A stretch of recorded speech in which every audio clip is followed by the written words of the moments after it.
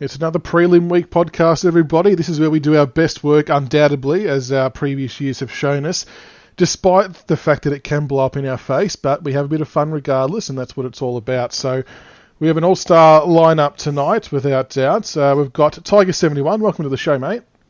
Yeah, thanks, Chief.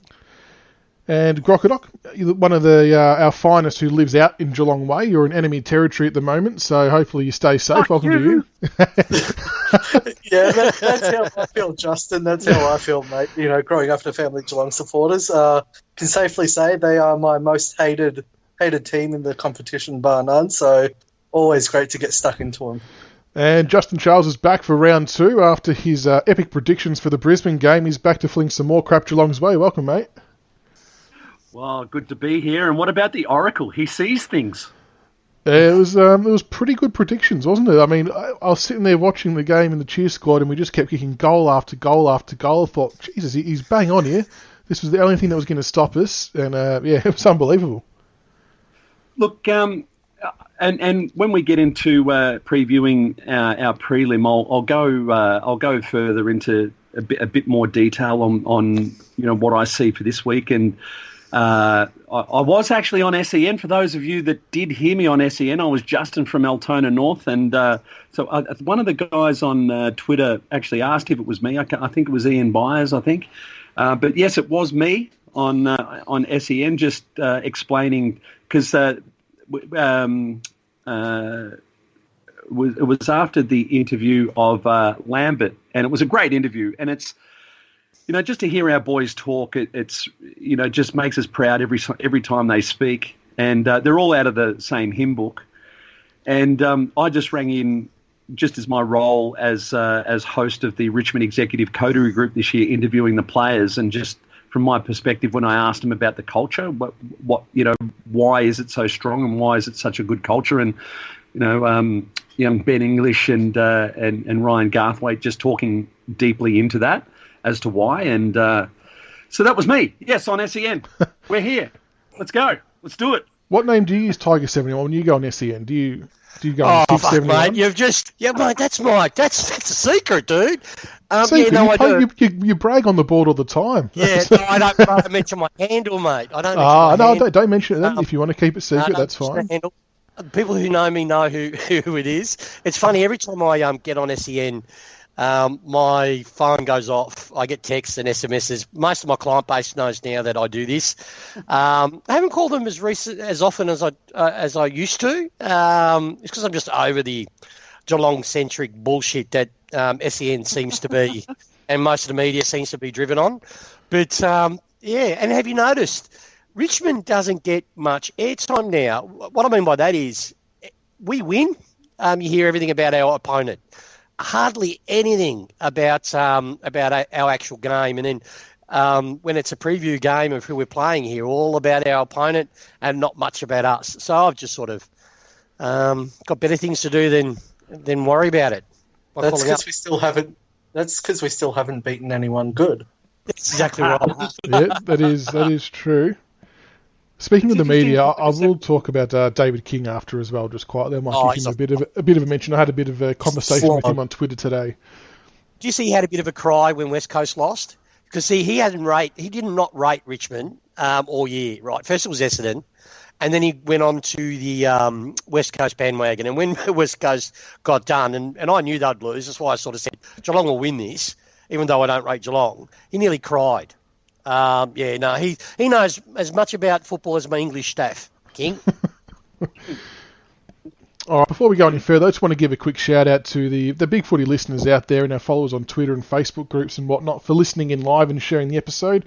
And Chris Sidney from the Richmond Brotherhood wanted me to give him a personal shout out, so there you go. I know we're going to have a bit of fun with the podcast later on, but there is obviously a serious topic that we'll just talk about quickly as well. Obviously, last Monday, the 9th of September, former St Kilda player and Richmond coach Danny Frawley sadly passed away. He's our coach from 2000 to 2004. He had a huge impact on the playing group. Just missed the finals in his first year at the club, but made the prelim versus Brisbane in his second year at the club, which was our first since '95, which you actually played in, Justin. And we all know he definitely wore his heart on his sleeve. which could be seen when he was bashing on the coach's box window or hanging out the box yelling at people, flipping the bird.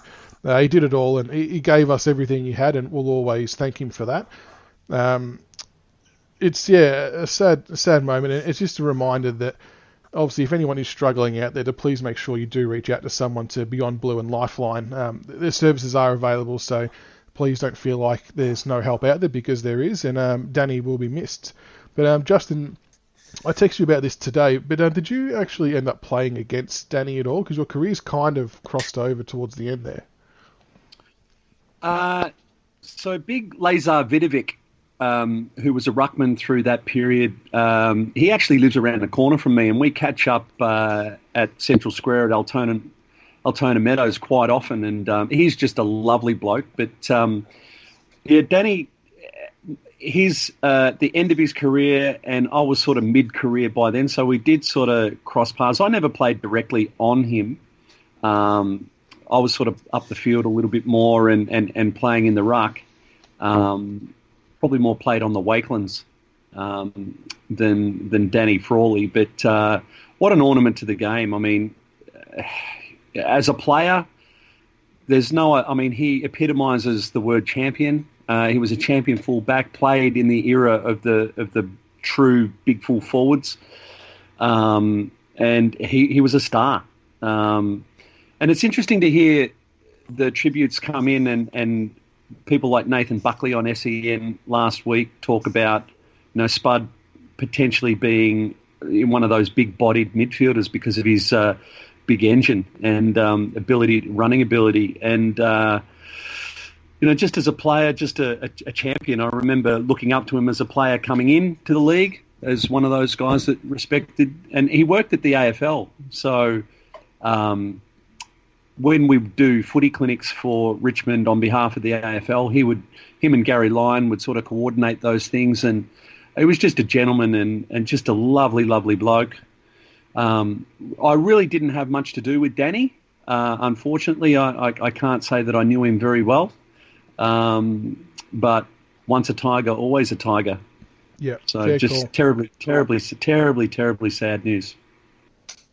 Teague71 or Grock, you got anything to add to that, fellas? Look, Danny, I obviously, being a passionate Tiger, I didn't know much of him as a saint outside of just being a neutral, admiring his ability. I knew my dog. I got an English staff. All right, Caesar, Grock, do you want to do it? I'm just going to have to amuse the dog. Give me 2 seconds. I can't believe it. Yeah, you go ahead, mate. Yeah, obviously, Danny's playing career was before my time. As I said, I'm only 26, so, although I've only been 2 or 3 when he finished up, but my earliest football memories were of Danny coaching us. The 2001 season was really the earliest football I can remember AFL-wise. So, I mean, that was a whirlwind for us, obviously, long-suffering, Richmond fans finally making finals. Then he gets us to a prelim, and I think towards the end he got a little bit lost in his way, and we turned our backs on him a little bit as supporters. I think some of the comments that were directed towards him weren't fair. Obviously, he did his best for us. He took over a club that was in pretty dire straits, through the 90s and everything. And I thought he did a pretty terrific job. I mean, he was passionate. He gave his all, and I'm not sure what else needs to be said. And as you said, Michaels, if anyone out there is struggling, just know there are resources out there for you. And to any listener on the Richmond board, I've been open about my own struggles with depression and mental health. And if you ever need to talk, my inbox is always open. Back, guys. Look, for me, I'll keep this really brief. My brother-in-law is a schizophrenic. So what really resonated with me with the whole Danny Frawley about how quick it happened, because I read, obviously, his family's open letter. My brother-in-law, he went off his meds thinking he was fine, and then he went really, really south. Thank God he's still with us. But, if you've got mental health and you've got medication, only go off it if your doctor tells you. That's the message I'd like to tell everyone. It's you don't want to take your life in your own hands when, just medical professional, if you need any help, call out. And then if you know anyone that's doing it rough. Always ask him, are you okay? Yeah, spot on. Yeah. So our thoughts with Danny's family and friends, and hopefully they can get through this tough time together, and all the Tigers and St Kilda supporters will be behind them, no doubt. All right, we'll quickly touch on the qualifying final game against Brisbane, because we didn't do a podcast last week because I'm sick and still sick, so I sound like crap at the moment, but you can't not do a prelim podcast. So we head over to Brisbane, and everyone talks Brisbane up there, the talk of the town.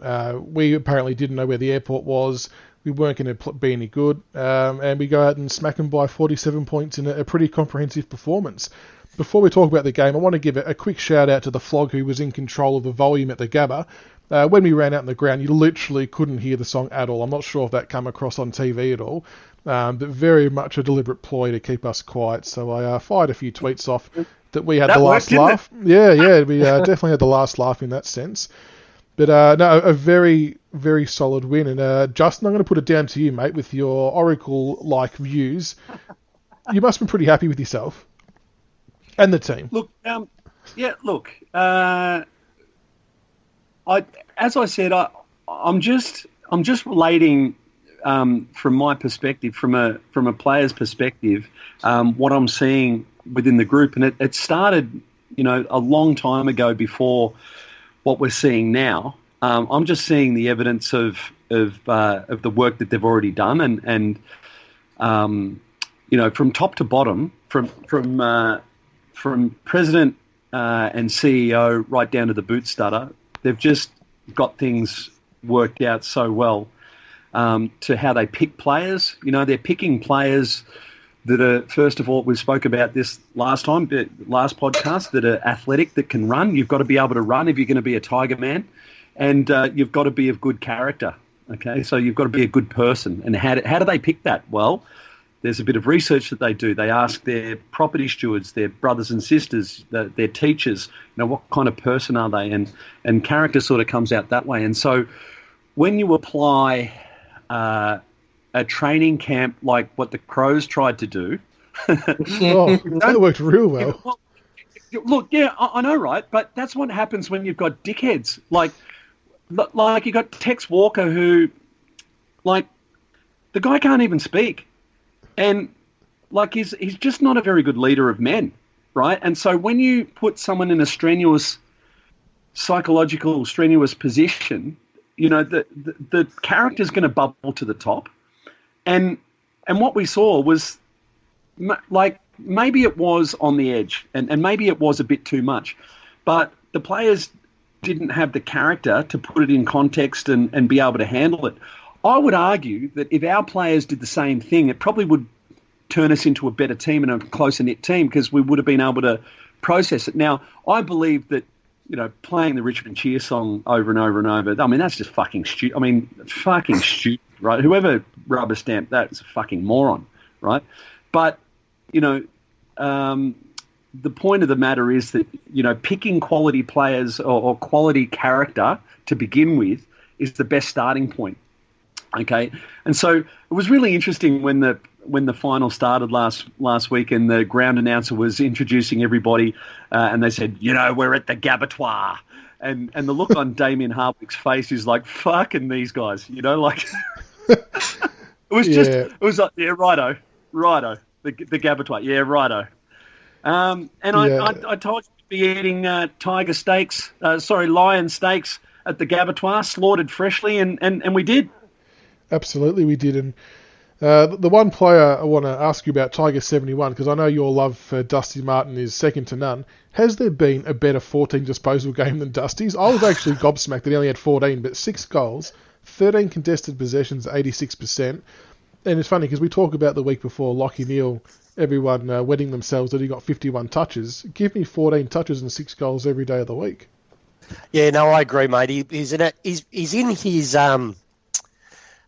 the zone, I reckon. Like I sort of mentioned about 8-9 weeks ago.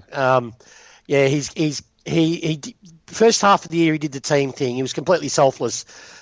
People were knocking him based on his form, but I see all of Dusty's game, and with the injuries that we had, he was playing a different role just to make sure that we could win more than we lose. And as the talent started coming back, he's now relishing that he can actually go back to his one wood. and it's showing in his form. But I have to say, on the Brisbane game, look, I respect Brisbane in the sense that they let's hope they don't do a Melbourne, but statistically, why not?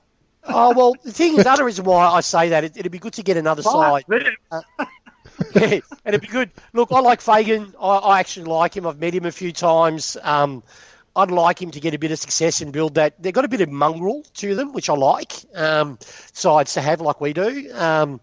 But we don't want to be starting games. For the past 2 weeks, statistically, we've been right under the hammer. And I know we're a low possession side. But we want to be making sure that we're starting on. Look, after the bye, we've been one of the best first quarter sides and one of the best and have the best defence in the league, which the media's not even talking about. We concede the less points of any side, and I think our offence is rated third out of since the bye. So our form's there, but I don't know if we've been heavy training load or tinkering with a few different positional changes. Or saving ourselves for the prelim, because you can tell we've learnt lessons from last year and we've enacted some of those. But, we just need to be getting more, minimising our opponent getting so much of the ball. But in saying that, like I said to my mate when we were watching the game, I said, look, they're getting a lot of possessions, but they're not hurting us. I want to just add, Hardwick's coaching was just as good as Dusty's form. He's been right on his game. Well, himself and obviously all the line coaches too. The way they've structured the team up, the way they've been able to reset momentum 2 times, 3 times in a game, I've not seen another side do that. And your experts like your David Kings haven't even mentioned it. A side can get a bit of a run on us. We'll hold them close. We'll get a run. They might be able to stall us, but then we'll kick on again. And it's brilliant to see. And Grock, what about Dylan Grimes? I think it's fair to say that he made Charlie Cameron his bitch again. Absolutely. I mean, hands down, Grimes has to be the best one-on-one defender in the league in terms of pure stopping ability. I mean, he doesn't get, a high amount of possessions like Tom Stewart from the Cats, but he's just one of these players. He locks down his man, doesn't give him an inch, and just beats them. And he backs himself. I mean, earlier in his career, he'd always take the safe option and spoil the ball over the line, out of bounds and stuff. But the last couple of years, he's actually started backing himself in and starts taking the intercept marks, and that's really given us another option to drive out of the back line, which is really good to see. But I found it so funny, Charlie Cameron, in the lead up to the game, coming out and saying that he played into Grimes' hands, and, he needs to utilise his speed because that's where he'd be able to expose Grimes in the game. And then what happens? He does exactly the same thing, plays right into Grimes' hands, doesn't get space, nothing. Grimes just absolutely annihilated him and made him his bitch again. I mean, he's going to have to... He's like, Charlie Cameron's going to be in Grimes' pocket for the rest of his career. Like, he's not going to get a hold of Grimes at all. No, I must admit, it looked like there was a bit of mutual respect there, though, because a few times they went to ground, they were tussling, they were always sort of helping each other up and giving him a pat on the back. So I don't know whether Grimes felt sorry for him or not, but he definitely did the job. Yeah.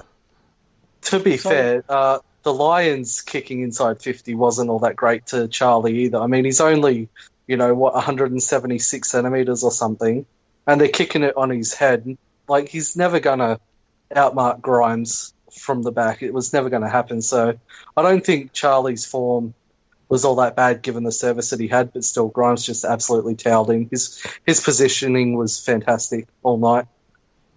So this is the thing, guys.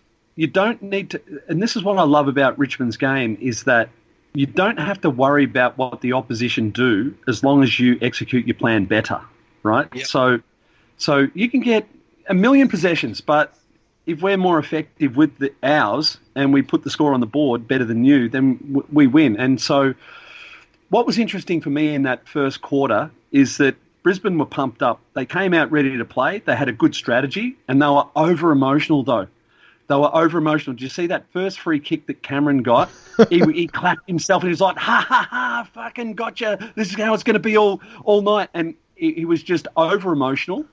The whole team were over-emotional. They burnt so much emotional energy in that first quarter, and they didn't get a result. They were only 1.5 kicks in front at quarter time. Yeah, they had a lot of possession, And yes, they got us to do what we didn't want to do, which was kick long out of defence. We've got to run the ball out of defence and ping it forward, right? So they shut that down. But we were able to hold steady, right? And so, and this is credit to the coaching staff, like you said, guys. They sat back, the coaching staff, they picked it apart and saw what they were doing, made the adjustments, communicated those adjustments down to the players, and the players were able to apply that. They saw, and we heard it, and what I love about our team too is that they don't hide what they're doing. They said, well, we saw that the Brisbane Lions backs were playing high. We thought if we could get it over the back, one-on-one to Dusty, that would be advantageous, and have a look. And that's why we kicked so straight, is because we were toe poking them over the line from inside 20 metres. So, yeah. And that's how it played out. And so, and from there it was academic. Once we broke down their strategy against us, you know, it was all academic from there. And you know, Hodgie, like, he had a really good game, a lot of possessions, but he was actually, and this is 2 games in a row now, he is actually, even though he's getting a lot of possessions and he actually uses his possessions quite well, he's so slow that the opposition sort of cut him up on the way back. And so this is what we've got to look at, and why we don't really need to worry about the opposition when we've got our game up and running, because as long as we're executing what we want to do, it doesn't matter what they do. Yeah, great. I like that about us, that we just worry about what we can control. And it's a good call about them being overexcited. It was. And that's probably a byproduct of a young team, a lot of their first time in finals. So they've only got 1 or 2 players who had that experience before. But I think our third quarter was epic, and just a huge shout out to Shane Edwards. His third quarter was just unbelievable. Brilliant. Mate, I got the tissue box out and pulled the pants down watching that. He is dead set. He's like, see, what's beauty with us too is if you're behind us and it's third quarter, and the opposition sides know that we're a really strong second half side, so they know that they've got to have to score if they're behind us. So their midfielders start going, okay, well, we'll just go and full-blown offense, and we'll back our mids against your mids. And that's when we've got them, because people underrate how individually talented our midfielders are. Edwards struggle to find another midfielder that's got the IQ he has and the raw talent to back it up. You've got Prestia, who's completely flying under the radar. He is a very smart footballer. And then you've got, obviously, the other bigger names. And then you've got the snipers, I like to call, like your Lamberts, and Shai Bolton's starting to become one. They're very incredibly high IQ midfielders. So when the shackles sort of release, we can go bang, bang, bang, bang, bang. And next thing you know, they're in their nightmare zone, because we're not only, at the start of the quarter, we're probably 9 points up, and now we're like 5 goals in front. So, but Edwards is the kickstarter. He started our engine room, and some of his hands, it was like a cross between Diesel and Jesus. He was that good. Fantastic. No, he was. He was good. He said it was brilliant. It was brilliant. No, he was good. One of the perks about our game plan is that even when the opposition has the ball, it's still physically taxing for them, because we press them so hard, pressure them. They're constantly having to try and run to create space to avoid that pressure. So it sort of allows us to sit back in a rope-a-dope fashion, let them spend their petrol tickets, and then we just rush over the top of them in the second half. It's a very smart game plan that we play. Yeah, it's brilliant. And what's good too is it's easy to run when you expend it. I'm not saying I'm an athlete. I'm not an ex-player at the level that Justin's played. But one thing I learned in my sporting life, it's easier to maintain energy running forward than it is to run back, sideways, left, right, forward, back, sideways. And that's with our chaos ball our opponents have to do. Our guys know that they're going forward, so they run that way. Straight. Yeah. That's right. But then if the ball bounces to the left or right, the guy trying to defend it has to turn. He has to go chase. But the player that's caused that front momentum, he's got someone on the right of him or the left of him that will cover that ball, so he doesn't have to spend it. It's brilliant the way we do it. You mentioned Danny Frawley. I remember in '95 he brought out we used to run in waves of 3. Leon Cameron used to be the one at the end of the wave, and they used to share the ball around between 2 of them and then kick it long. we do similar to that now, but now we, obviously by handing, creating the forward momentum, and that's why most of our opponents get knackered halfway through quarters. Yeah. Just one last comment about the game is that free kick, Charlie Cameron, where Hipwood comes in on Grimes. With the whole media scrutiny on that, opposition supporter flogs going off on Grimes, diving, rah. I mean, one, it was stupid by Hipwood to do that. You don't ever make contact with a defender when you have a free kick 25 metres out from goal. It's a cardinal sin in football. And number two, where's the scrutiny on Dane Zorko, who got done for staging in exactly the same game? Yeah. I mean, no one made a point about that at all. For me, a defender in a final is designed to do one thing, is to stop the opponent scoring a goal. Grimes did his job. That shows because he's professional. He's taken advantage of an idiot opponent. And to get $1,000 fine or whatever it was for it, that's just bullshit. And I don't mind Zorko because he's gone, okay, shit, well, they've just got one. Let me see if I can get another one back. That's what professional players will do. In finals, I've got no issue with it. The ones I have issue with that are repeatedly emphasising free kicks, like, Brown, the forward at North, yeah, he's a good player, but he would never be a great player like Lloyd, in my mind, would never be a great forward because he accentuates every contact that he receives as a push or a jump. That's why, look, and the flogs in the Cats are going to get upset with me. I don't rate Duckwood. I don't rate him. He's, for me, because he will never be a champion in my eyes. I don't care how often you bleed in a game, mate. At the end of the day, it's not because of your courage. It's just you're a bleeder.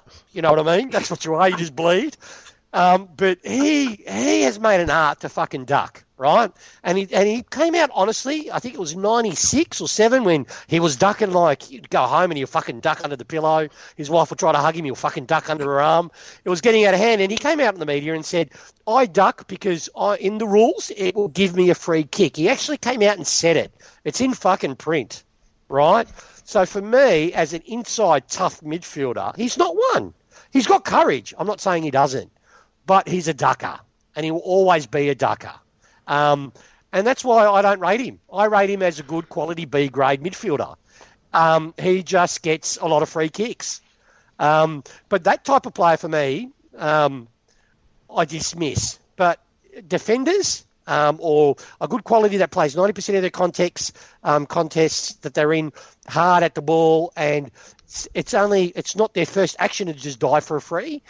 They're the players I rate. And Grimes is one of those players. He doesn't just die for a free every time he gets touched, like a Selwood or a Duckwood, as people more know him of. Yeah, and I think Groc's going to touch on that a little bit later as well. But we'll push on. I think you've got some trade updates, Tiger 71, so we'll get that quickly, and then we might have a special guest joining us not long after that. Yeah, I've got, like I sort of started at the beginning of the year, midway through actually, this is a good timing, my wife's just wrong.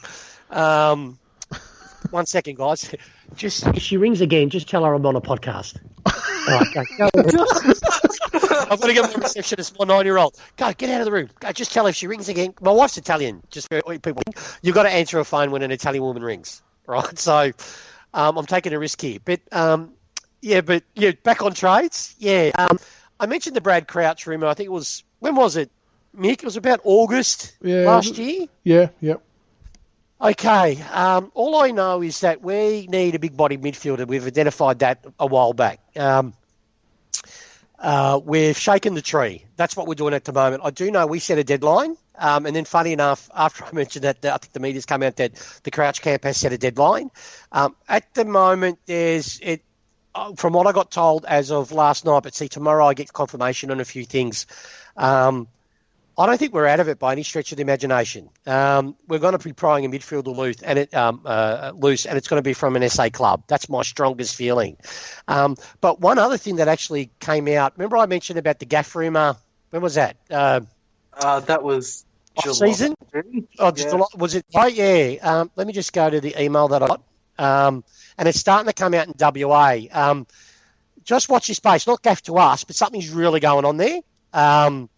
And some of the AFL, within the AFL, I won't tell the source who told me this, but he got it directly, and I trust him, got it from someone directly through the AFL because he works in that space. that just watch, you put your eyes to WA. So something big's going to be happening if they don't fix something. And this is well before the Willie Rioli thing happened. I know this sounds all vague, but again, Tuesdays when I have my... What was that? What are you saying? I know. I'm sounding like a Geelong supporter. No, I'm not saying anything. I'm sort of backing up just to keep your eyes at WA. Something's going to happen, and Gaff is central to it, from what I've heard. Watch this space. Watch this space. They've been dealing cocaine or something. Is that what you're saying? There's major player unrest, and there's they might be losing a few. Yeah, that's sort of something. As I said, that's something that I've sort of heard of myself, particularly. Apparently, what I've heard was something happened between two rather prominent players at West Coast during the off season, and it sort of divided the club a little bit. So, I mean, that's what I've heard from a couple of people, sort of with waffle connections. And yeah, just on that, Tim Kelly will to get the money for him. Will make. They might have to, like a Gaff or someone of that type of note has to leave to make room. Just watch your space with WA. Okay, interesting. Any other player moving? What about the Brandon Ellis talk? Obviously, a lot of speculation. Gold Coast interested, Essendon interested. The whole kit and caboodle. So, any word on that? Yeah, Gold Coast. I sort of mentioned Gold Coast, Carlton ages ago, but yeah, for me, look, if it was me, if I was Brandon, I'd be going to Gold Coast. The money they've offered him is ridiculous. He'll get security and he'll get a fair coin. So that's who I'm leaning heavily on. People are mentioning Essendon is coming to the picture. I've asked a few questions, which I'll find out on Tuesday. There's also. He'll never go to Essendon because they are just unreasonable to trade with. Well, yeah. I've heard he's desperate to stay in Melbourne. Well, not desperate's the wrong word. If he could prefer to stay in Melbourne would be the go. But I've heard sort of Essendon's main targets though right now sit with Sam Powell-Pepper and Patton, or they've resigned that Patton's not going to be joining. No, Patton's the Bombers. Yeah. It's done and dusted. SPP, from what I hear, is their main one, and they're looking at maybe Ollie Wines as well. Yeah, just with us, big body mid, don't discount it. Like, we've got Graham and the others, but when I get it concrete, when I know, when I mentioned Lynch before and then Shacky news, right? I'm getting it from the same guy that I heard those two names on. So I'm right on the money. I'm not feared. I was pretty specific with those two players, but Brad Krause, once I'll know on Tuesday, Wednesday, and I'll post it on the forums and let you guys know what I heard. All right. If Brandon Ellis goes to Essendon, he is dead to me. Well, yeah, fair enough. Just saying, he's dead to me. I agree with you, Tick71. I think if you're Brando, and the money's on the table from the Gold Coast, it's easy coin, isn't it? Really. Yeah. Oh, and it's the length of time of his contract too. Like, he gets a game with us because, see, the thing is, from what I know, I love McIntosh, right? But I sort of mentioned this a while ago. It's the only thing holding him back, in my opinion. He's an elite two-way runner. He's great, but his disposal, particularly in finals, though he was great in 2000, I loved his premiership. So we're trying to grow that area. So Ellis still gets in because he's got that endurance, and yes, his disposal isn't as great, but he hasn't got the penetration of McIntosh, but he can do the short, dinky kicks, which actually minimises his damage, if that makes any sense. He's a more consistent kick than what McIntosh is. Oh, in the short distances, he is. I love Macca's long penetrating boot, but we have players that do that. So, and, can we just say, sorry for going off track, but Caddy on the wing, what a fucking masterstroke, really. This guy, I give all credit to him. Oh, he's been great. The Cat Flogs were saying he had no endurance. Oh, he's going to be a fucking spud when he came across. He's a premiership player. He's worked on his engine. He now runs all day, and he's dangerous. How many is a dangerous wingman? Not many that actually can hurt you. He can. Yeah, he has legitimate goal sense. He knows where they are. Yes, and what I love about him the best, He loves to take accountability. He loves it. He doesn't care if he wants the ball in his hand, and he doesn't care what stage of the game it is. And that's a dime a dozen. You can't get that type of player. You know, you're either born with it or you're not. I love him. Fair enough. Oh, that's some good updates there. I'm still waiting for this special guest to join us, so we'll push on to the VFL just quickly because the VFL boys have won their prelim against Port Melbourne. So Richmond 14-15-99 defeated Port Melbourne 10-13-73 by 26 points, which put us into the grand final. So just a quick mention to Geelong fans that we actually won that as the home team playing at Port Melbourne's ground, and none of us complained about it. So the boys got the result. We had some good performers in there. Menadue kicked 3, Chol 2, Paddy Naish 2, Markov 2, and Butler, English, Weller, Moore, and Arts all with 1 each. I don't know if any of you boys watched it, but Menadue lit it up in the first quarter. I thought he was really good, and Big Chol was going to ride as well. Yeah. He was strong, but I had to tell you, mate, Naish, he just continued. Son, I'm glad he signed on for another 2 years because he's going to slot into our wing. He reminds me. I love Greg Tivendale. I loved him as a player, even though he used to cop knocks. I loved Tivendale, right? Because he always gave effort, and he had that. Yes, that kick could be astray, but when it came off, it was like poetry on a football field. Naish reminds me of Tivendale, funny enough, but he has a better kick. He's a lot more dependable with the kick. So I'm wrapped. I'm wrapped with Naish. Yeah, no, he's looking real good, Paddy Naish. The other player that had a good game, who has probably been a little bit quieter during the season, was Collier Dawkins. He seemed to sort of step up a bit more in the cut and thrust of a final, but that was a really good result. So the grand final is being played this Sunday, the 22nd, at Icon Park. We're playing against Williamstown. The game's at 2:15 p.m, and I'm pretty sure that you can go onto the VL website and check for tickets. I do think that there still might be some available, so if anyone's keen to head down, make sure you check it out and get behind the boys, because it's a bloody good effort. Like we've spoken about before, when you consider the players we lost during the year, and we had to keep replacing to get to a grand final is huge. No, it's awesome. Absolutely. And I think they finished first 3 years in a row, haven't they? I don't think we finished first in 2017. I know. I'm sure we did. We played a grand final, didn't we? Yeah, but I don't think we finished top of the ladder. Oh, yeah, okay. I'm pretty sure Box Hill did that year. Top 14 in the last 3 years? Yeah. And so, yeah. So. Who says that? I don't think people are saying that. I don't think people are saying that. Not now. Not now. No, not now. Certainly not now. I mean, you look at the system is extraordinary. I mean, how from, as I said, top to bottom, it's just extraordinary what we've put together. I mean, all you can do is admire, and to have, because what can happen when you're having success at the senior level, the tendency is to drop your bundle if someone's playing ahead of you. But you hear, Lambert come on the radio today and say part of being a Richmond man is helping the player ahead of you develop, even if that means it costs your spot because you're still part of it.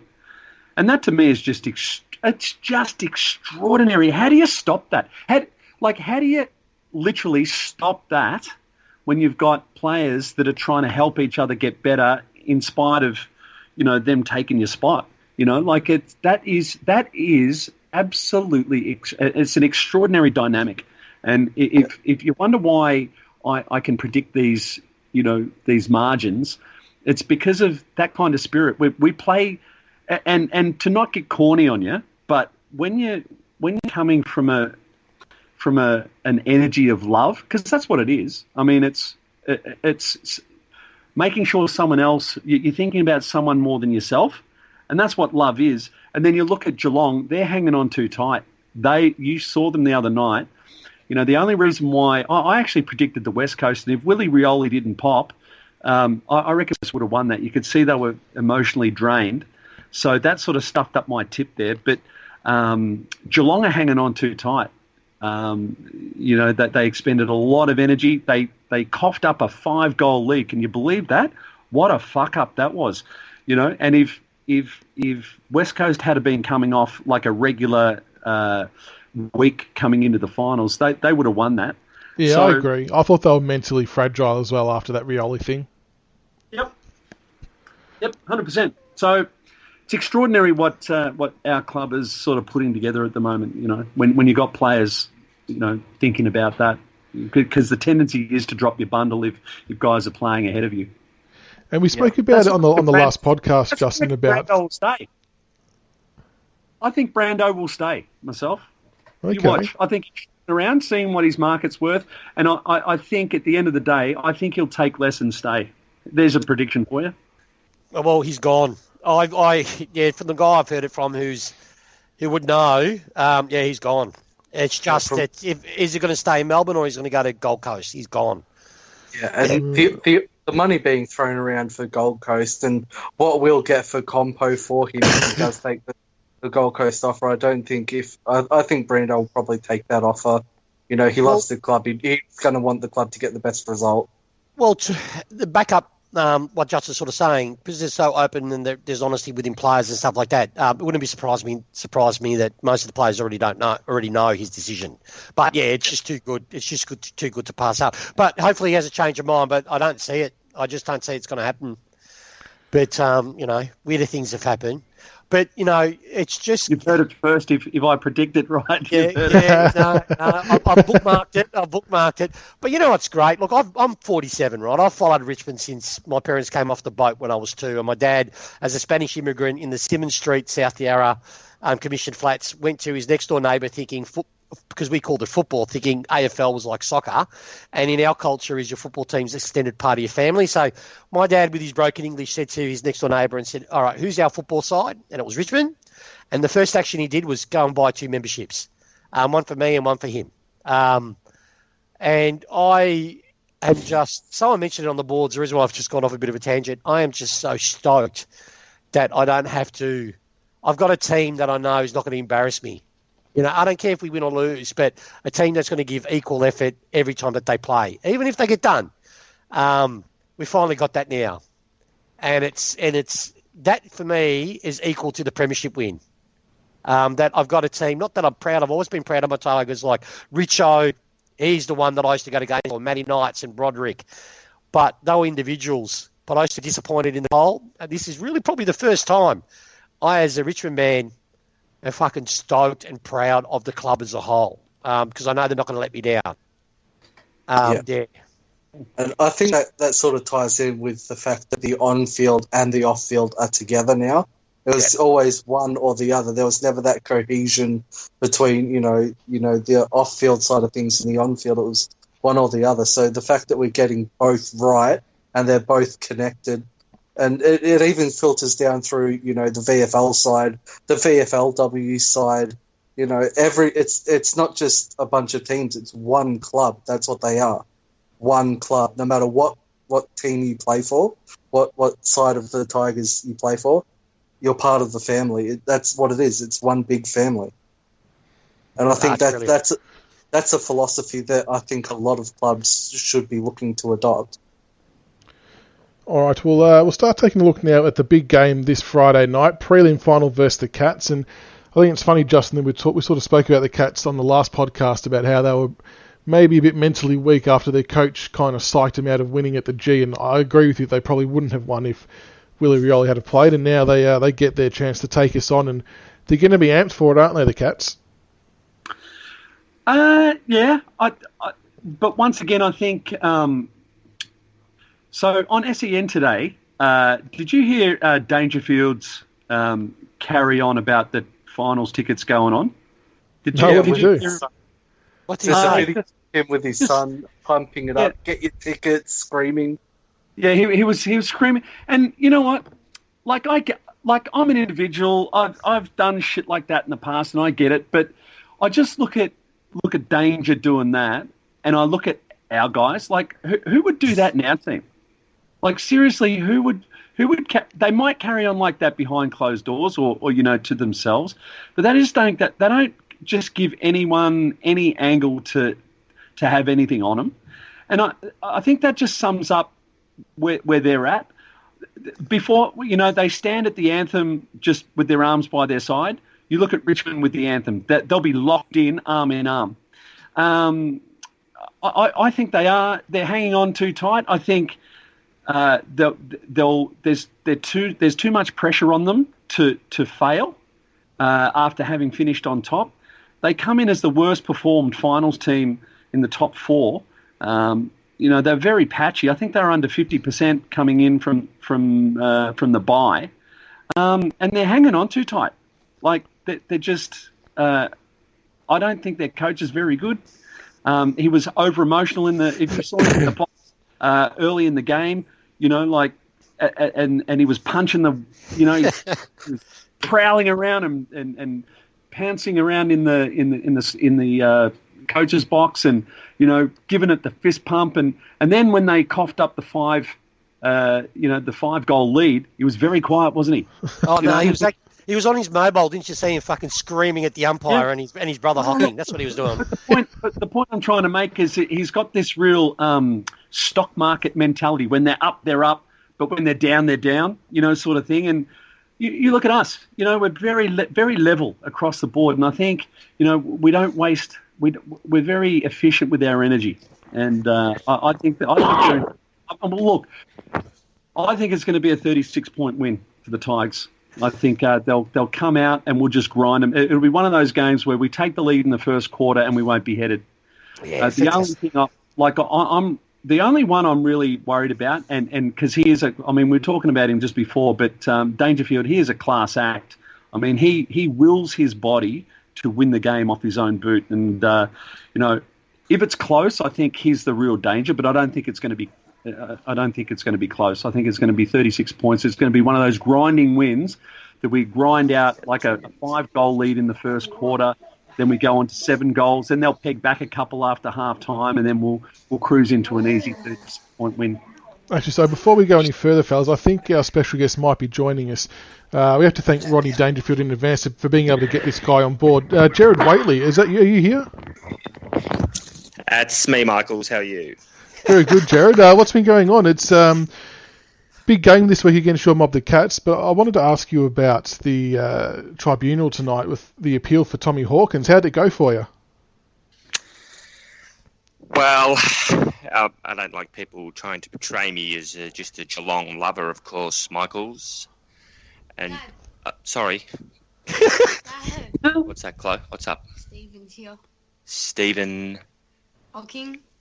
Oh, just, the front where in the garage there, go to the fridge, get him a beer, Dad's on a podcast, get him one of the cheap ones, Chloe. 4X would be excellent, fantastic. Dad, it's locked. What's the code? The code, GMHBA 666. Gil just turned up too. Who? Gil. Oh, Gil. Don't give him the 4X, Chloe. You better not give Gil the 4X, okay? Why will he complain the way Chris Scott did? Chris, yeah, don't worry about Chris. Anyway, I've got to get back to the podcast, love, okay? Sorry, Michaels. No, you're right, mate. Carry on. Just about the suspension for Tommy Hawkins. Oh, yes. So let's analyse the profound impact that the seemingly innocuous glancing blow to the earlobe of Will Schofield has on the now stained preliminary final, shall we? It's not at all lost on all and sundry the irony that this week's opponent for Geelong is captained by none other than Trent Cotchin, who in this fixture some 24 months ago attempted to assassinate Dylan Shield in cold blood, yet inexplicably found himself in a grand final some 7 days later. Furthermore, as a premiership captain, nonetheless. That's what I think about that. Well, yeah, but, I mean, Cotchin was going for the ball. Tomahawk's just hit a bloke behind play. Well, I don't know about King hit. I thought a hefty fine would be suffice, and can we afford to ignore the fact that had the final been in its rightful home, GMHBA Stadium, the incident wouldn't have occurred. This is a direct flow-on for the level of anxiety created by the stadium travesty. Jared, can I say something to you on behalf of all Victorians? Go ahead. You're a bit of a fucking dick, mate. I just wanted to get that out there. It's just, can I just say, the Hawkins incident doesn't compare nothing to Cochin. It compares to Conkers. And Conker got treated like he raped the neighbour's dog about the immoral outrage of his elbow to that GWS Bud's back of the scon, which was a light tap. Didn't make him fall down. And I think you were screaming. I think you actually even squirted on 3AW when you were on that other station that he should have got 6 weeks for the cowardly attack. Hawkins was worse. Oh, no, not you don't mean when he almost killed Devon Smith, Reece Conker. I know the incident exactly you're talking about. But yeah, he never killed him. Devon almost. Smith, no, not even close. I think Schofield, though, doesn't even remember. He actually thinks he's still playing the game. That's how badly concussed he is. Yeah. Well, he does play for West Coke Eagles, so he probably wasn't in there. He was probably a little bit gone before the bounce of the ball. And what about your thoughts on the game itself this Friday? I mean, we know you're a big Geelong supporter. Do you give the Tigers any chance? Well, I think that now with... I heard you critiquing Paddy Dangerfield's wonderful video with his child that we had incidentally on the beginning of AFL 360 this evening. I thought it was very good, and I think that shows the headspace that the Cats are in, and I think that means the Tigers are in a world of hurt, Tom Hawkins or not. Is that because... by 27 points. Do you feel this way, Jared, because Geelong will have a home ground advantage, considering that they've played at the MCG more than Richmond have this final series? Well, ordinarily it would be a home ground advantage, but we do know that Richmond played 17 consecutive games at the MCG this season and never travelled once interstate. And quite frankly, it's fixed. And that will just make Geelong's victory this week all the more grander for having to play at the stadium purpose-built for the Richmond Football Club by the corrupt AFL. All right, Jared. Enjoy that, Well, we appreciate you coming on, Jared, and I believe Gil and Stephen will be waiting for their beers. So, thank you for your time. And third 4X. Is he really? Okay. Well, I'd wish you good luck, but I wouldn't mean it. So pass on our best wishes to Ronnie Dangerfield for teeing this up and for getting you on tonight. Really appreciate it. And we look forward to seeing you on AFL 360. That's fine. Go Cats. Thank you, Jared. Well, you know what's funny, boys? On the Geelong, Justin's a bit of an oracle, but I've actually had an oracle experience today. 2 signs that we're going to plough the Cats. Do you want me to fill you guys in the story? Go on. Go ahead. Well, the first incident is directly related to Pig Boy Hawkins, right? So I cooked a pork roast for my my family tonight because, nothing describes Hawkins' career as a pork roast. It was delightful. It was delicious. And as we were munching down on this pork, it was so good. My kid, you could just tell. I just had that feeling that the suspension will hold up, and that happened. And the other thing too is, everyone's got Netflix, or all the listeners who has Netflix. Watch a series. It's a series that I'm getting into. It's called Mind Reader. Anyone here know it or seen it? No. Okay, well, it's actually funny enough. The actual plot of the series is very similar. It describes Geelong, really, right? So what Mindbender is, it's about the FBI in the 70s, 60s and 70s. Oh, that's Mindhunter. Mindhunter, that's the one. So Mindbender, Mindhunter. And Mindhunter's about serial killers, right? And you're probably asking yourself, how do I relate crazy serial killers to the Geelong fan base, right? And what's pretty clear and easy, there's 2 types of serial killers you learn in the beginning of the unit. You learn that there's this disorganised, unintelligent serial killer, which obviously is the Geelong fan base, right? So we'll focus on that. And a couple of the key points are they repeat actions for the same result. So we'll talk about their flog of a coach, Scott, right? That whiny bitch, right? He always goes on about 2 top. He lies. One, he should stop doing 360 because he gets caught out and lies every time he's on there. And he came out with a perler today, which fucking made me laugh. He mentioned that when he's in his press conference and they generally talk about, oh, well, Cats, you lost against Richmond on your last game, and he always will trot out, oh, no, that was round X and X, and, that game has no relevance. He's always done it. And then I heard him when they said to him, oh, okay, you're confident about your form against Richmond because of the win in round 12. And he actually came out with this pearl. That was great. It was brilliant. Typical serial type of, flog mentality. He goes, oh, yeah, I know they had a lot of players out, but, previous form, previous games do relate and have relevance. So that just explains to me the flog of a coach it is. And compare him to Hardwick, right? So Hardwick is the standard bearer, and our players tend to follow suit, and we recruit people similar to Hardwick in the sense of moral compass. That's why Geelong are shit. That's why they don't stand up in big games, right? Let's be truthful here. He fluked the flag after Bombington and the weapon got them to 2011 one, right?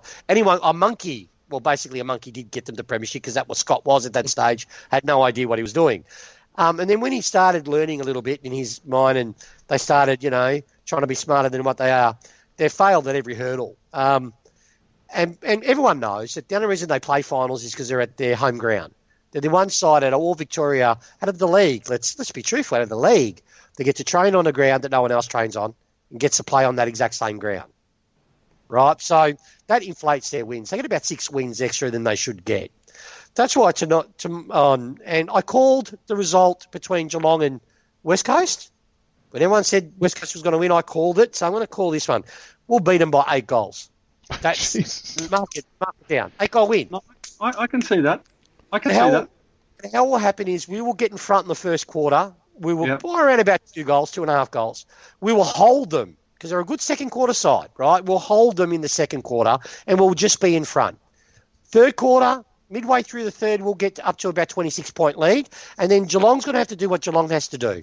They're going to have to then go, okay, we have to go full attack. And Geelong's defence is shit house. People talk about this number one defensive side.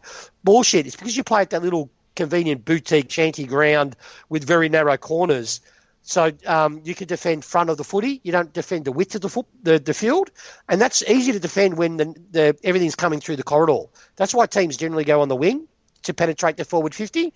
So that's why their defence, they're going to try to attack, they're going to turn over the ball, and then they're going to open up. And the fourth quarter will probably kick about 6-7 unanswered goals.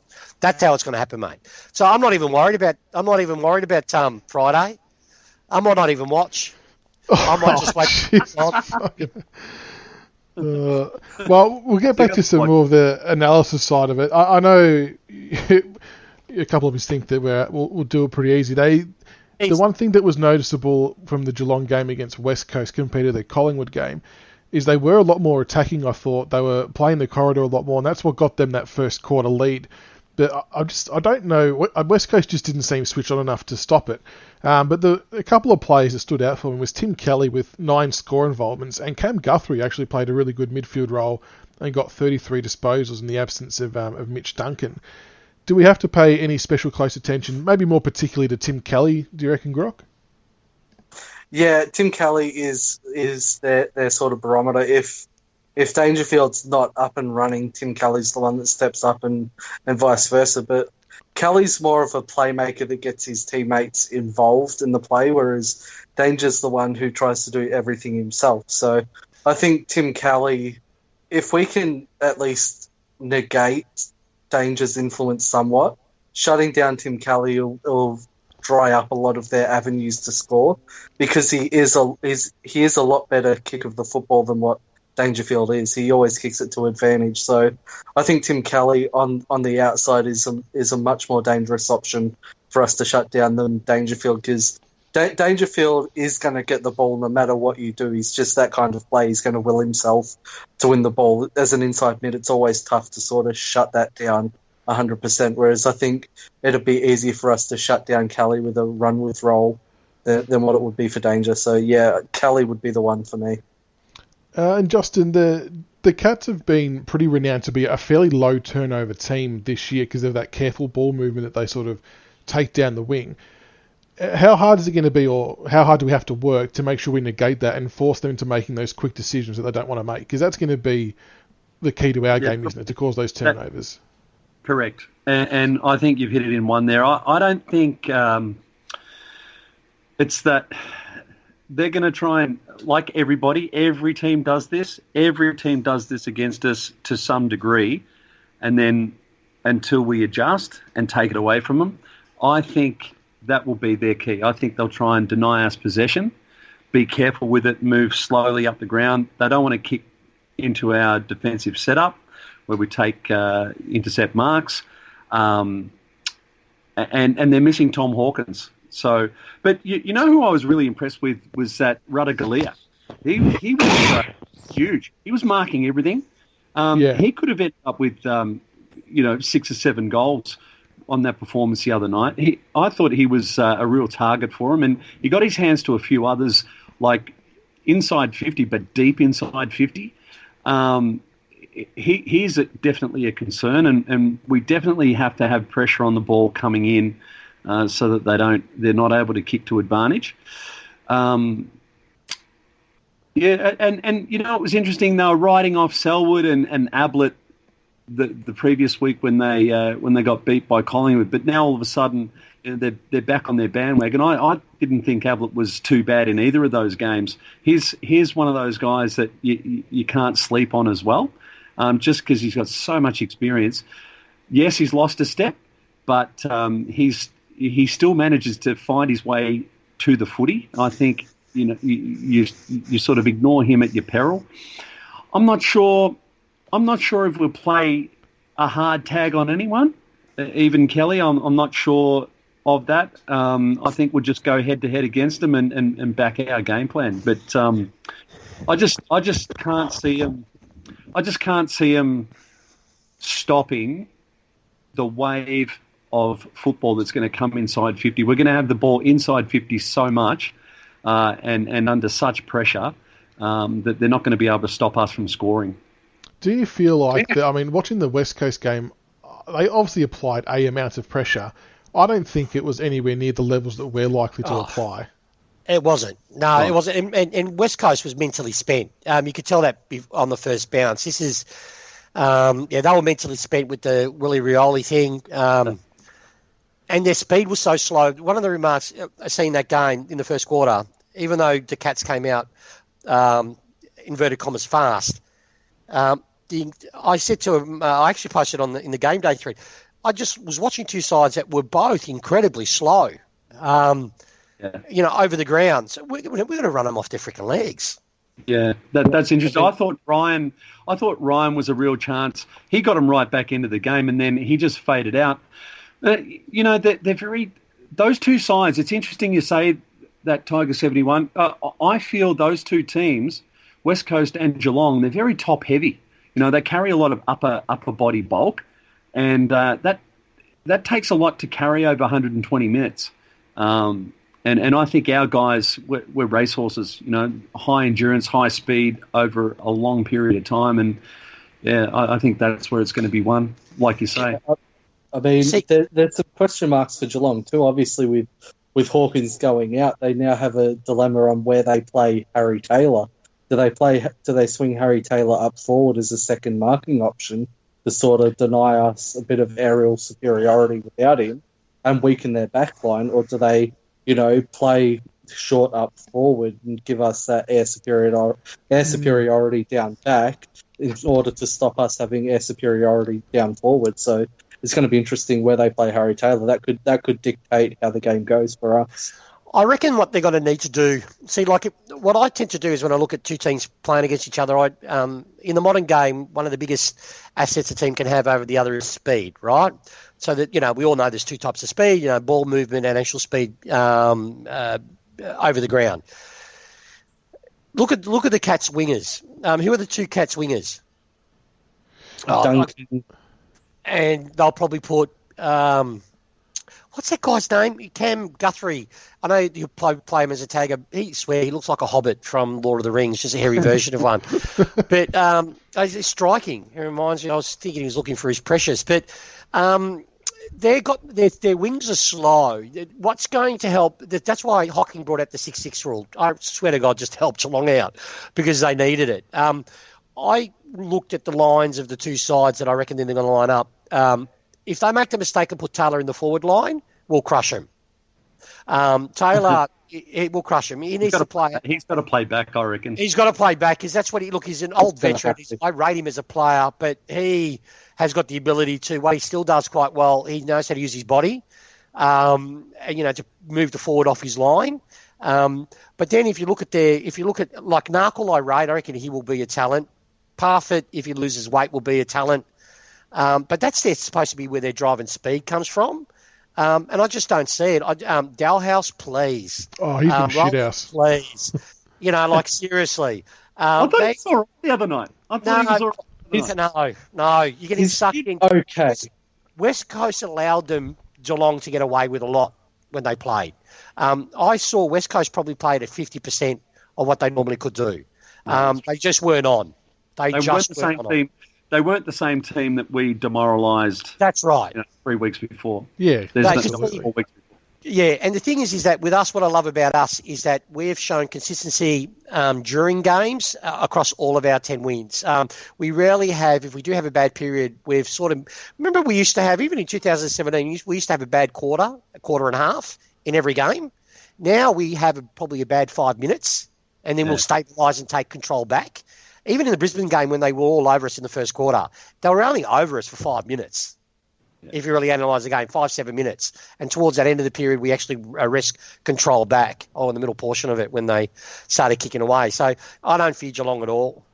I just don't think we should go in with 2 rucks if it's going to rain. Well, that was my next question about the possible changes. Obviously, we saw Soldo and Nankervis for the first time against the Lions, and even though Nate didn't get a lot of the ball, I mean, neither did Troll or Bolton, to be fair, when they played, but I like the fact that Soldo gives our midfielders first use. Yeah. And I think that's vital, especially with the 6-6-6 rule and the kind of forward line we have that's so dynamic and dangerous. The more times we can get it inside there, the better, and it obviously restricts the opposition from doing it too. But I reckon we're going to persist with it. I'm not sure that we'll make the change. Even if it is raining, I think we might stick with Soldo and Nank. I mean, Reece Stanley, he's an okay player, but you'd like to think that we could outdo him over the ground, and Blitzars will probably second up for them, I imagine. Yeah, exactly. Yeah, exactly. There's no way known they're not going to go with 2 rucks. Rain, hail or shine, they will go with 2 rucks because they're in good touch. Yeah, they were in really good touch, and I thought we won that position quite comfortably in that in Brisbane, and I think both guys have to play, in my opinion. I think Soldo has come a mile in his development. And Big Nank, mate, well, he just has to play. As a former ruckman yourself, how much confidence, if you're a young ruckman and your coach gives you the nod that you're going to play in a prelim final, how much confidence would Soldo take into that game? Yeah, it's true. Yeah, it's true. And the thing is, and Nank... He's earned it. He's earned it. Yeah, 100% he has. He's earned it. And look, I'd probably try to stretch him forward. We've got Lynch and we've got Rewalt. I'll just plonk actually Soldo in the back half. Just say, mate, you just stay there 20 minutes from the centre square. Because my only chink in the only worry, not worry, but the only weapon I see Geelong have is if they go, okay, our midfielders might be able to contain Richmond's midfielders, so we're going to put Dangerfield in the forward line and tell Danger he leads from the square. Danger, I rate him as a superb player, but he's not damaging like to a Dusty if he's playing in the midfield role. Dusty can still score goals while playing midfield. Dangerfield sprays them. If he could kick straight, he'd be a mega superstar. But what he's really elite at is if he's a lead up forward, he reminds me of Deledio, who could lead up from the square and take a beautiful mark. And then he's actually not that inaccurate, I should say, Dangerfield. So he's my one concern because he will trouble Grimes. It'll trouble most that are on him, and he can get a lot of free kicks, Dangerfield, because of his name. That's their only weapon I see that they have. And to be honest, though, the Hawkins being out almost might prompt them to make that move. I mean, despite a lot of Geelong supporters screaming not to put him forward, but it could be a game-winning move. Yeah, but they have to get the ball down there, and that's where I think our edge. I seriously think Tom Lynch will kick a bag. I've got a feeling he's due for one, and I think, and you look at their defenders, yeah, they've got Taylor. Scott hasn't got the speed to go with him or the endurance. They've got... Blitzers. Akala, whatever they call him, Blitzars. Yeah. Collar But Jasmine he's had a got good a game last week, and yeah, Tom he's a Stewart spud, as well. isn't he? No, Collar Jasney's and they've got that Harry guy that looks like my neighbour that mows my lawn. Just a really nice looking bloke. He's a kid, should be still at school, and he was getting monstered in periods of the game last week. No, I can't see. Look, what's going to be great if Lynch gets off the chain. And then starts getting managed, and Jack's going to get off the chain. And if that doesn't happen, then one of our smalls will get off the chain. I see us kicking a score, a fairly big score. That's the beauty of that we've got so much versatility into attack, and the spread of goal kickers and methods forward is just phenomenal. And I mean, how good is it being a destination club and having a guy like Tom Lynch, wanting to come to the club, and he's just added. He's been exponential in coming into our team, and just the way they've unselfishly worked together, Jack and Tom. It's just been a pleasure to watch all season long. And then both of those guys, Jack and Tom, can sacrifice their own games, play high, divert the tall marking attention away, and let Dusty run amok 1-on-1. Side 30, it's just there's so many strings to our bow going forward, which is just fantastic. But I'm with you, Tiger 71. The only one I'm really concerned about, because he's a winner and he's a champion at heart, and he's got I liken it. He's got the James Hird sort of ability to take the game on, put his team on his back and drag him over the line himself. And you're right. If he was a better kick, he would be a real concern. But he's the kind of guy that will, out of nowhere, just will himself to the football and win it. So, that's Dangerfield. So he is. I think he's only a worry, as you say, when he goes forward. I think in the midfield we're okay. We'll go head to head there any day of the week. But I think going forward, you really have to work hard to shut him down. Yeah, because that's the type of player that's really gotten a hold of us this year, is that sort of medium-sized marking forward with pace. I mean, you have a look who's gotten hold of us. He's a big midfielder. Yeah, I mean, Dangerfield, Jordan De Goey tore us a new one earlier in the season. It's those powerful mid-sized medium marking forwards that have really we sort of struggled. The ones that are a little bit too quick for Grimes and a little too tall, for Vloxton as well. It's just that weird in-between size that is a real weakness for us at the moment. So it's a tough match. I think it's funny with, Tom Lynch. I mean, everyone was against Lynch because of the injury history, and the same with Prestia, all the injury concerns and stuff. But Lynch and Prestia are the only two players in our side who have played every game this year.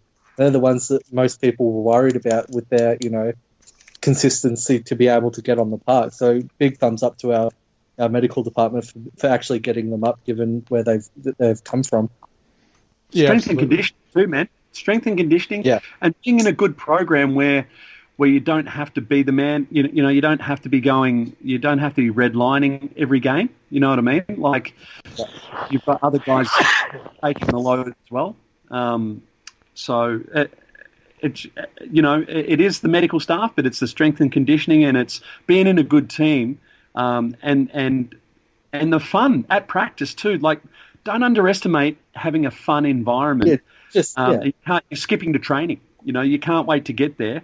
Whereas, if you're at Gold Coast, you're probably going, "Oh fuck, I got training tonight." Yes. Going through the motions for the paycheck. Yep, makes a big difference. Yeah. Makes a big difference. All right, before we get a tip from everyone, I think you had something you wanted to talk about, Grock, about Joel Selwood. Was there a line you sent me earlier today? Yeah, there's two things that I want to talk about, really.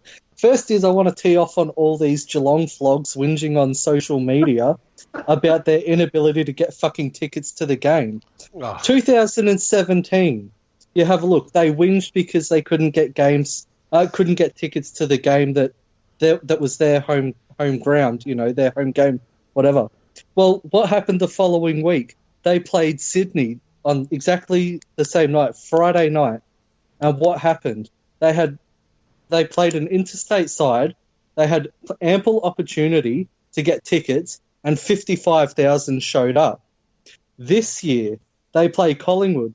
They sucked because it was Geelong's home game, and Collingwood, outnumbered them, and they couldn't get a ticket. Fast forward to this week, what happens? They play West Coast, another interstate side, and what happens? They only get 51,000. So why the fuck are they complaining that they can't get tickets when they're not even buying them when they have the opportunity anyway? Like, it's ridiculous. They want tickets, but when they get tickets, they're not using them. They're just whinging for the sake of whinging and have a typical fucking victim mentality that I think everyone else outside of Geelong supporters is over.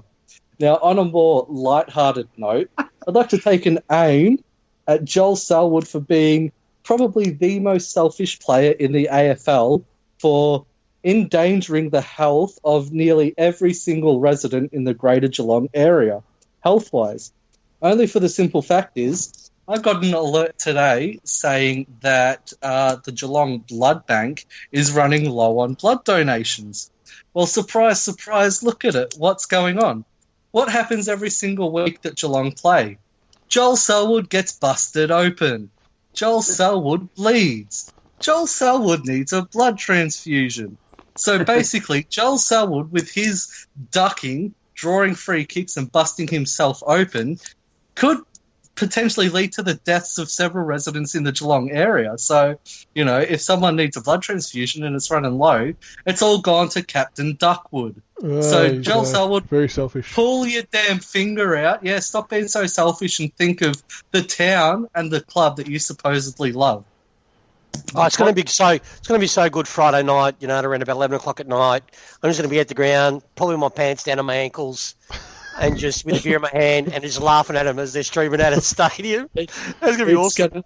It's going to be so good walking through Geelong City Centre next week in yellow and black, just seeing all the teary, salty flogs, giving me greasies. And you know what, Grock, I'll come down to the shantytown with you, mate. We'll go down your, the meth lab, what you call the mall, and we'll, we'll drive down to Continuum Park or whatever your GH. That sounds like, whatever that's called. Yeah, Kitty Litter Park. We'll just call it Kitty Litter Park. Mate, we'll do what I did to, and I'm proud to announce this. I took a dump in the Collingwood ground, right? It's 2017, right? I'm proud of that day, right? So we'll do that. We'll go to Geelong, you and I, and we'll bring the toilet paper because that's a lesson I learned because I didn't have any toilet paper with me on that night. And we'll go ahead and do it. What do you reckon, Grock? You're in? That sounds like a very, very good idea. I am down for that. I'm excited. Can I just say those two points that you've made there, by doing a poo, if both of you do a poo at GMHBA's BCDEFG Stadium and people dying of no blood transfusions, that actually increases the IQ of Geelong by about 700 points collectively. Exactly. Me supporting Richmond raised at 20 points anyway. Like, your poo has more IQ. Well, I blame myself sort of. Your poo was smarter. I blame myself. Collingwood starting to get up the ladder, right? Because I gave them a bit of intellectual property, and they've probably they've learnt from it. People say he's copying Hardwick. I don't know. You know what I mean? Put it out there, but it's a bit it's a tradition now. Every flag, go to the club I hate that in that year, which is now Geelong, and just drop a deposit. It'd be fantastic. So I'm coming, cats. I'm coming. Oh, jeez. Just lay some bricks. Those cocktail flags, with a toothpick and a flag on it. Yeah. Put a little Richmond flag toothpick in it.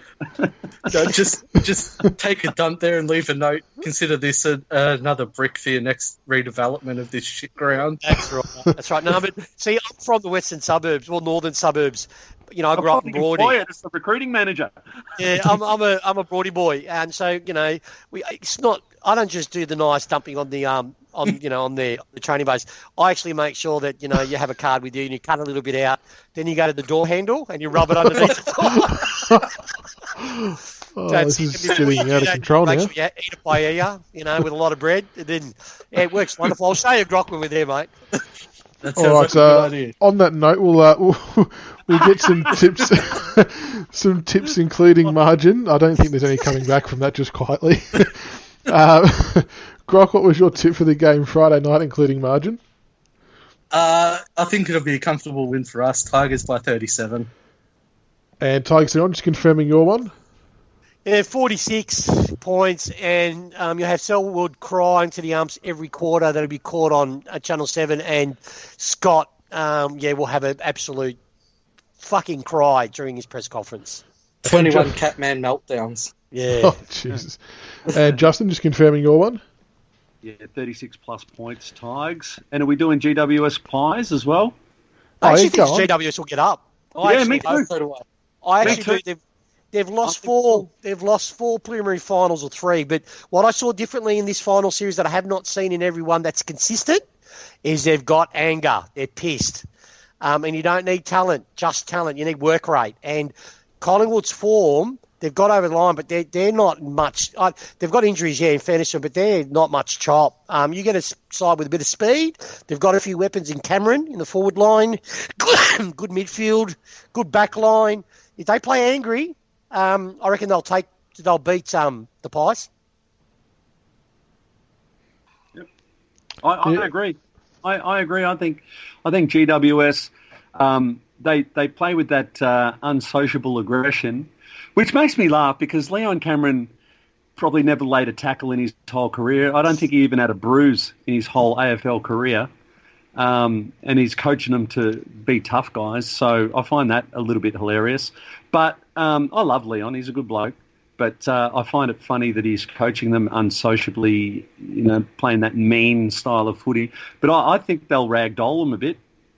Yeah, so do I. Yeah. So what do you reckon the margin for that game? What do you reckon? I reckon 32 points. I reckon when Collingwood players realise they can't win, they'll drop the bundle. That tends to happen in finals, and the other side just romps over the top of them. Yeah, I'm thinking 18 to 24 points, I think. Yeah. I'm going big. I'm going Giants by 50. I reckon they'll absolutely get a hold of them. Yeah, I reckon they'll come out because, you have a look. They've made the prelim. I think this is their 4th year in a row now. Yeah. They've made a prelim and have never made a grand final, so I think that's really going to put a sting in their tails, and I think they're going to come out and absolutely smash the Pies. I don't really care what the margin is. I just like GWS to win. Yeah. It'll be brilliant. Saw the way that they were aggressive towards the Bulldogs and really got in their face, and the doggies turned to water. I think the Pies will do the same thing because the Pies are very mentally fragile as well. Once the physicality starts, they sort of get timid and go into their shell. So I think the Giants will absolutely rape them. The only thing that I think goes in the Pies' favour, and don't underestimate it, right? Because remember when we played them in the prelim, and it was just a seething cauldron of hate, and I think it's going to be the same, because Collingwood have that same kind of support. I think that emotional wave. It's almost like a 19th extra man on the field, that crowd support. So they're going to have to bring it GWS, but I think they can do it. But don't underestimate the crowd support because it is going to be a seething cauldron of hate. I think the crowd will actually play into GWS's hands if they can silence them. If they can silence, say, 75,000 Magpie supporters, that's going to give them a boost as well. Impossible, Grock, because even if they're down by 10 goals, Magpie supporters are all mentally challenged, mate. Yeah. They always just make sounds, groans, moans. They'll remember something from Tuesday last week and go, the oven's on. And that's when you hear 75,000 people saying the same thing. No, but look, with Collingwood, just go on the preliminary final game of last year, we were just. I seriously think it was the gastro. I reckon we had Dusty on one leg, we had gastro, and we got overawed. We put too much pressure on ourselves. I reckon. I reckon we lost that. Look, no, nothing away from Collingwood, but we lost that game. They didn't win it. I reckon. We've learned all those lessons, and I reckon if we can get in the grand final, which I'm really sure we will, we'll romp it home. And I reckon next year, I reckon we'll be contending for the next 4 years, guys. Get prepared. Get prepared. It's going to be great. And, all right, we'll finish that up there, guys. I reckon the Tigers will get up by about 23 points. To be honest, margin doesn't matter. Just get the win and everyone's going to be happy. No injuries. Yeah, no injuries as well, absolutely. So Grockadoc, Tiger71 and Justin Charles, thank you so much for your time tonight, guys. Really appreciate it. Fair to say that podcast went places I didn't think it would in the last 5 or so minutes, but all the more entertaining for the listeners at home, no doubt. Who? Yeah. Who? Make sure, for those going to the game, just as a final note, make sure you get loud. Just remember that noise we generated at the qualifying final versus the Cats. Let's try and rival that and really give it to them and make sure they know that we're here. And by the sounds of it, it sounds like a lot of Richmond people have purchased tickets in the Geelong seating areas, which is a good start. So give them hell, everyone, and make sure you get nice and loud and really get behind the boys. And hopefully we can advance to the grand final. And then on Sunday, hopefully the VFL boys can win the big one. So thanks so much for your time, guys. Until next time, go Tigers. Go Tigers. Go Tigers. Go Tigers.